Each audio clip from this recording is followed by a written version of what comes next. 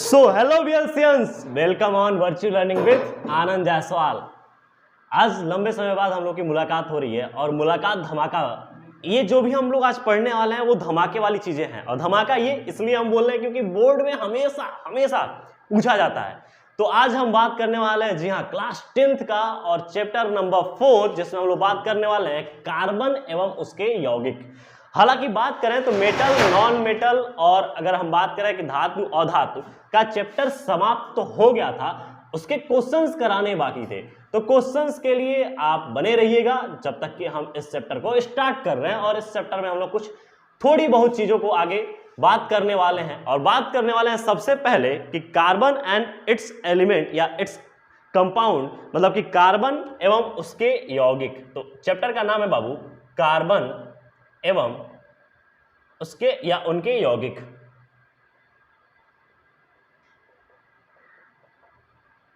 और ये chapter number 4 हो जाता है। सबसे पहली बात, इसमें जो मेजरली हमको पढ़ना है, जो चीज हमको देखने को मिल रहा है वो क्या है? कार्बन। क्या है? कार्बन। कि सबसे पहले हम देखेंगे कि कार्बन क्या है। तो कार्बन की अगर बात करें तो हमने कहा कि कार्बन एक नॉन मेटल है। क्या है बाबू? Non metal. हाँ जी हाँ, आपको यहां पे हम पढ़ा चुके हैं कि धातु और अधातु। तो जो कार्बन है, कार्बन यहां पर अधातु होता है। क्या होता है बाबू? अधातु। अब अधातु है कार्बन, और कार्बन का ये परिचय हम दे रहे हैं। और परिचय कुछ इस प्रकार है कि जो हम क्रमबद्ध तरीके से लिख रहे हैं। कार्बन का पहला बात मैंने लिखा कि ये नॉन मेटल है, अधातु है। और इसका जो सिंबल होता है बाबू, सिंबल, इसको सिंबल हम दर्शाते हैं सी से। किससे? सी से। नहीं, वो माथे पर लिखा हुआ सी नहीं है, ये कार्बन वाला सी है। ठीक है, तो आओ देखते हैं ये सी। कार्बन का सी परमाणु क्रमांक 6 होता है और परमाणु भार 12 होता है। बात समझ में आ रही है? ये इसका सिंबल है।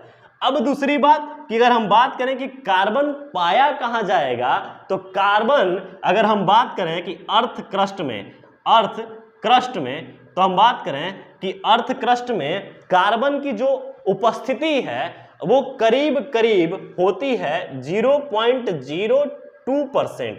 0.02%। जबकि अगर हम बात करें कि एटमॉस्फेयर में जो कार्बन की उपस्थिति है बाबू, वो हो जाती है 0.03%। अब यहीं पर अगर बात की जाए तो कार्बन एक वर्सेटाइल नॉन मेटल या वर्सेटाइल एलिमेंट है। तो वर्सेटाइल का मतलब होता है बाबू कि इसके कई गुण हैं और कई प्रकार के तरीके से इसका उपयोग होता है और कई जगह इसका यूज होता है। तो वर्सेटाइल एलिमेंट है। अगर मैं बात करूं कि क्या कार्बन को कहीं और देखने को मिलेगा, तो आप बोलोगे जी हां सर, कार्बन सब में मिलेगा, क्योंकि all living beings are made up by carbon. मतलब कि कार्बन के द्वारा ही हम पूरे लिविंग ऑर्गेनिज्म जो है बने हुए हैं। अगर मैं बात करूं कि सबसे पहले मेरा खाना ही होता है C6H12O6, बिना कार्बन का हम अधूरे हैं। और हम जब जलते हैं बाबू, हम या कोई भी लिविंग ऑर्गेनिज्म, चाहे वो एनिमल हो चाहे वो प्लांट हो, एनिमल हो चाहे वो प्लांट हो, जब भी जलेगा तो जलने के बाद जब प्रोड्यूस करता है तो कार्बन डाइऑक्साइड रिलीज करता है। और कार्बन डाइऑक्साइड का रिलीज होना मतलब बताता है कि वो लिविंग ऑर्गेनिज्म, चाहे वो प्लांट हो चाहे वो एनिमल्स हो, वो बना किससे है? कार्बन से बना है।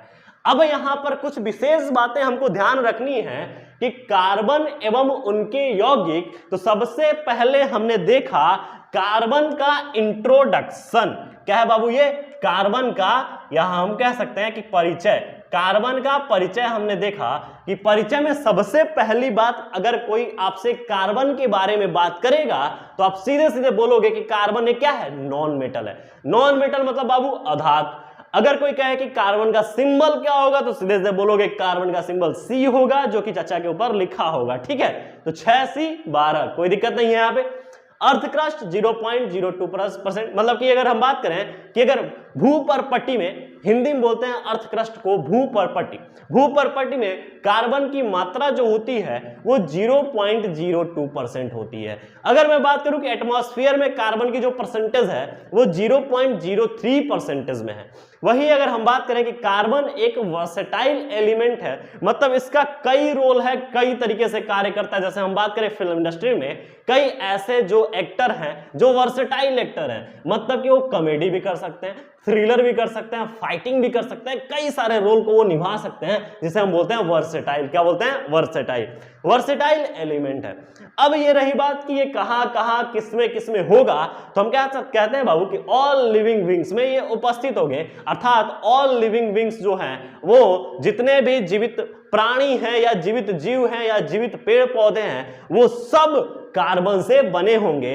अर्थात अगर मैंने कहा इन बात को तो इनका पुष्टि भी मैं देता हूं। पुष्टि ये कि हम खाते ही हैं ग्लूकोज और जब जलाया जाता है तो निकलता है कार्बन डाइऑक्साइड, अर्थात कार्बन की वहां उपस्थिति है। तो अगर मैं बात करूं कि आज का जो चैप्टर का परिचय कार्बन से स्टार्ट होता है और कार्बन के पूरे यौगिक पे ये चैप्टर का समापन होता है, तो बहुत लंबे समय बाद हम आपसे मुलाकात कर रहे हैं, परंतु दिल में जगह बनाए रखिएगा और हम लोग नए क्लास में, नए लेक्चर्स में, नए और भी मजेदार चीजों को लेके आते रहेंगे और मिलते रहेंगे और क्लास आपकी अब से रेगुलर होने वाली है।